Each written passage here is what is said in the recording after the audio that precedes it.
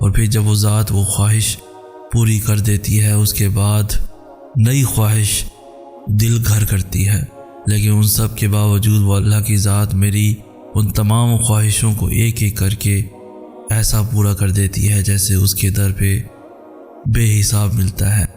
ایسا نہیں ہے کہ سب جلدی مل جاتا ہے۔ صبر کے آنسو جب بہتے ہیں تو ان تمام صبر کا صلہ ایسے پہنچا دیتا ہے اور میری عقل دنگ رہ جاتی ہے کہ ہاں یہ تو میں نے مانگا تھا اللہ سے، اور دیکھو کیسے اللہ نے اتنی جلدی سن لی، کیسے جس چیز کے دینے کا وقت آتا ہے تو وہ ضرور دیتا ہے۔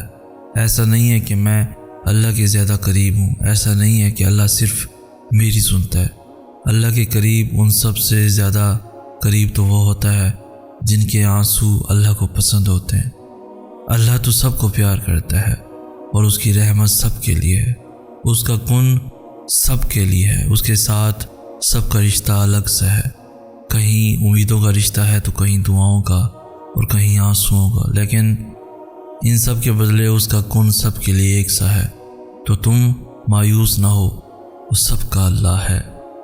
اللہ جب تمہارا نصیب لکھتا ہے تو وہ اس نصیب کے آخری صفحے میں دعا کا ایک خانہ بھی رکھتا ہے، اور پھر اس خانے کے اختتام میں وہ کن لکھ دیتا ہے۔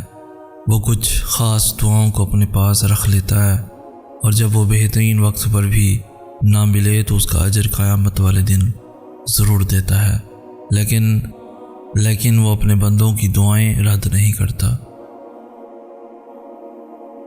اللہ تعالیٰ امتحان لیتا ہے، تمہارے صبر کا امتحان، دعاؤں کا امتحان، توکل کا امتحان، تمہارے انتظار کا امتحان، برداشت کا امتحان، اور یہ امتحان سہنا مشکل بھی ہوتا ہے۔ کبھی کبھی ہم تکلیف برداشت نہیں کر پاتے اور اپنی دعاؤں پر توکل کرنا چھوڑ دیتے ہیں۔ درد سہنا مشکل ہو جاتا ہے، طویل انتظار دل کو تھکا دیتا ہے، مگر اللہ تعالیٰ کا امتحان تکلیف دینے کے لیے نہیں ہوتا۔ غور کرو تو پتہ چلے گا کہ جب تم اس امتحان میں نہیں تھے تب تم اللہ سے اتنا قریب بھی نہیں تھے جتنا اس درد نے تمہیں اللہ کے مزید قریب کر دیا ہے۔ تم دیکھو گے کہ کیسے تمہاری دعاؤں میں خلوص بھر گیا ہے، بھروسہ آ گیا ہے۔ یہ امتحان تمہارے دل و دماغ پر پڑی درد کی اس دھند کو آہستہ آہستہ مٹا دے گا، اور شاید یہ راستہ ہو جو اللہ نے بنایا ہو تمہیں اپنی طرف لے کر آنے کا۔ وہ دیکھتا ہے تمہارے ہر چھپے آنسو، پر اب تم خدا کی محبت سے باخبر ہی سہی۔ درد بھری آواز سے جب تم نے اللہ کو یاد کیا تھا، ان بہتے ہوئے آنسوؤں سے جب تم نے مسکرانا سیکھا تھا، پلکوں کے پیچھے جب تم نے اپنی خواہش کو مار دیا تھا، وہ ہچکیاں اور وہ سسکیاں جب اس کے بدلے تم کہاں کہاں کس موڑ پر گئے تھے، اور وہ وقت جب تم نے ہر ایک تنہائی کے لمحے برداشت کیے تھے، وہ سب اللہ کو معلوم ہے۔ اللہ اس دل کو کبھی اپنے کون سے محروم نہیں رکھتا جو ٹوٹ کر بھی وقت تہجد اللہ کو منانا نہیں چھوڑتا۔ سب کہتے ہیں کہ اللہ دکھ اسی کو دکھاتا ہے جس سے وہ پیار کرتا ہے۔ اگر ایسا ہے تو مجھے یہ دکھ منظور ہے۔ اللہ تمہیں کمزور اس لیے نہیں کرتا تاکہ تمہیں سزا دے، بلکہ وہ تمہیں اس لیے تھکا دیتا ہے تاکہ تم جان سکو کہ تمہاری ساری طاقتیں صرف اللہ کے ساتھ ہیں۔ وہ تمہیں گرا کر سنبھلنے کا ہنر سکھاتا ہے۔ اللہ کی جانب جاتا پہلا قدم انسان ہی کو اٹھانا پڑتا ہے، اور دوسرے قدم کی قربت کا وعدہ اللہ کا فیصلہ ہے۔ آپ بس ایک قدم اٹھا لیں، باقی کا فیصلہ وہ طے کرتا ہے۔ زندگی میں ایسی راتیں کم لوگوں کو نصیب ہوتی ہیں جو اللہ سے باتیں کرتے کرتے گزر جاتی ہیں۔ جواب بھلے ہی نہیں مل رہا ہوتا، لیکن یہ دل ہے نا، یہ بتا دیتا ہے سب۔ جب اللہ پاک ہماری طرف متوجہ ہوتے ہیں نا، اس وقت دل بہت پرسکون رہتا ہے، بہت زیادہ پرسکون۔ ایک عام سی بات بھی اللہ کو بتاتے وقت آنکھوں سے آنسو آنے لگتے ہیں۔ ایسا محسوس ہوتا ہے کہ اللہ سن رہا ہے، اللہ ہمیں دیکھ رہا ہے۔ کچھ بھی پریشان کرے تو دعا مانگا کرو، دعائیں اللہ تک پہنچ جاتی ہیں، اپنا راستہ خود ہی بنا لیتی ہیں۔ کبھی کبھی انسان جو چاہ رہا ہوتا ہے ویسا اس لیے بھی نہیں ہوتا کہ ممکن جب اس کو اپنی من پسند ہے کہ ممکن ہے جب اس کو اپنی من پسند چیز مل جائے تو وہ دنیا میں گم ہو جائے اور اللہ سے ہی وہ دور ہو جائے۔ جیسے قارون کو مال ملا تو اس نے اللہ کی راہ میں خرچ کرنے کی بجائے تکبر کا مظاہرہ کیا اور نعمت اس کے لیے زوال بن گئی۔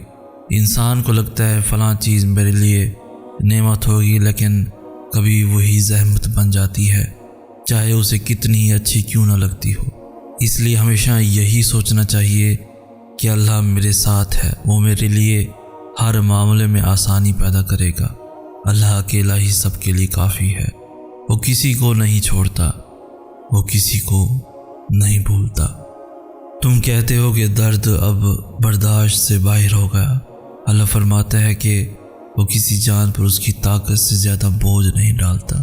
تم کہتے ہو کہ یا اللہ میں ہی کیوں؟ وہ کہتا ہے کیونکہ میں تم سے محبت کرتا ہوں، اور اللہ جن سے محبت کرتا ہے انہی کو آزمائش میں ڈالتا ہے۔